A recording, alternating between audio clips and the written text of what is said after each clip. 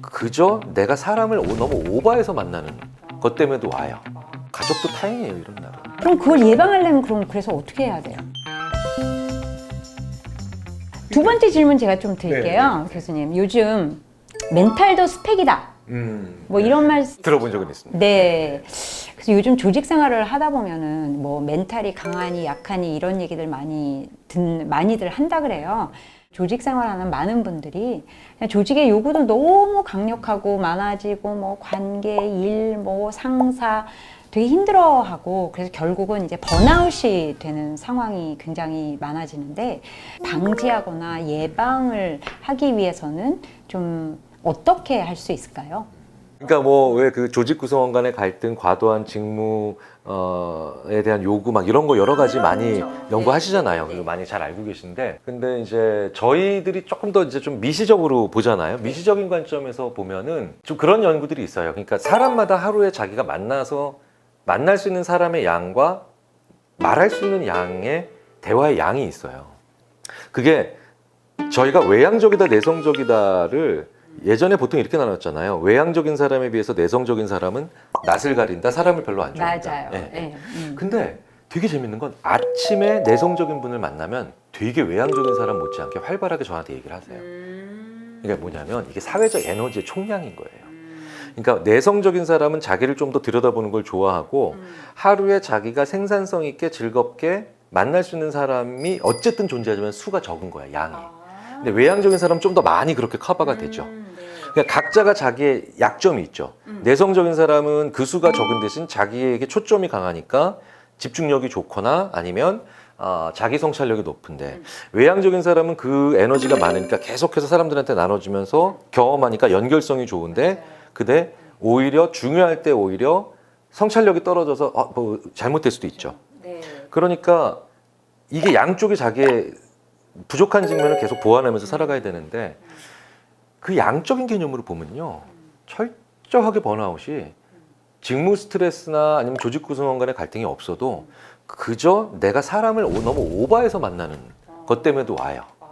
네. 근데 그게 더더욱 왜 그러냐면, 사실은 내성적인 사람은 하루에 만날 수 있는 사람의 양과 회의할 수 있는 양, 대화할 수 있는 양이 상대적으로 적은데, 체력이 다 사회적 에너지가 바닥 났는데 뭐가 이걸 버티게 해주냐면 이제 말이 늘었어. 회의 기법이 향상됐어. 사회생활을 해보니까 이제 남의 얘기 적응이 되는 거예요. 사회적 기술이 향상되는 거예요. 운동선수들이 언제 부상이 심한 경우가 많이 나오냐면요, 기술은 좋아졌는데 체력 훈련이 안 됐을 때. 요때 기술은 여기까지 움직일 수 있어 라고 딱 해서 가는데 몸은 거기까지 안 움직이는 거예요. 그때 인대 파열 이런 거 일어나거든요. 체력 훈련이 안 돼 있는 상태에서 기술이 들어가면 이게 큰 부상 당하거든요. 그럴 수 있겠네요. 네. 그래서 지금 저희들이 보는 번아웃은 100%를 커버하지는 않지만 지금 주신 질문에 해당하는 분들은 내성적인 분들인데 사회적 기술이 향상돼서 에너지는 계속 소진됐는데 기술만 계속 들어가고 있는 분들 같아요. 그러니까 그걸 견디려면 내적 스트레스가 엄청나게 많아지는 거네요. 그러니까 기술이 오히려 그런데 그거를 문제가 크게 빵 터지기 전까지 오히려 그 지쳐 있다는 걸 못 느끼게 하는 거죠. 그럼 그걸 예방하려면 그래서 어떻게 해야 돼요? 유일한 건 혼자 있는 거예요. 여전히 또 혼자. 네. 가족도 타인이에요, 이런 날은. 가족도 내가 많이 사회적으로 지쳐 있을 때는 타인이에요.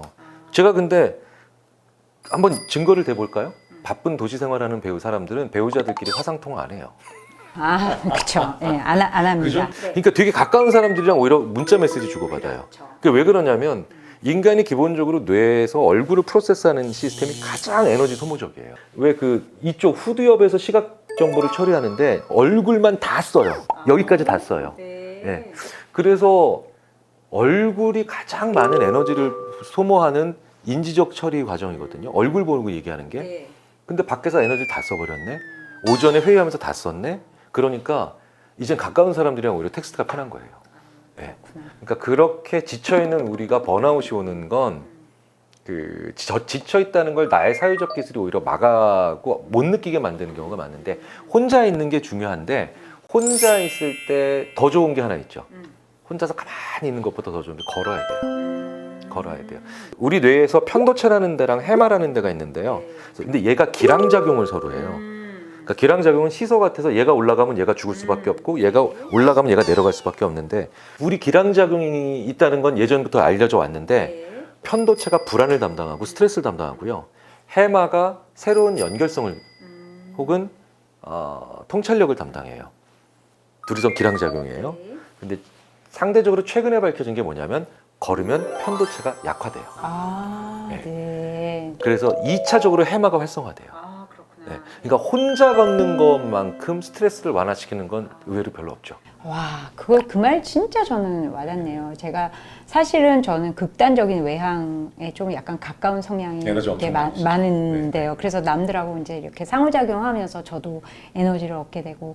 그런데 지금까지 제가 이 조직 생활하고 커리어하고 삶을 살면서 이 저만의 시간이 없는다는 거 상상할 수 없어서 저는 이 저만의 시간이라는 거, 저만의 공간이라는 게 이제 늘 중요했거든요. 그 중요했던 이유가 결국은 리커버리네요. 그럼요. 네, 이제 회복을 해야 되는 네, 그런 그 방법이었네요. 네. 그러니까 굉장히 외향적인 분이든 아니면 그러지 못하고 내성적인데 사회적 기술로 버티는 분이든 양쪽 모두 기본적으로 자기 뇌를 식힐 수 있는 혼자 있는 시간은 반드시 필요합니다. 그런데 외향적인 분이 좀 더 단시간의 충전으로도 완충이 되는 경우는 있죠. 그러니까 좀 더 완충이 빨리 되시는 건 있죠. 좀 그런 것 같긴 합니다. 하지만 네. 충전 없이 완충이 될 수는 없거든요. 네, 그래서 이렇게 싹 보면요. 자기만 혼자 있는 시간을 다 조금씩 다 이렇게 스마트하게 다 확보하고 계세요. 이렇게 롱런 하시는 분들 아니면 자기 매니지먼트를 잘 하시는 분들은.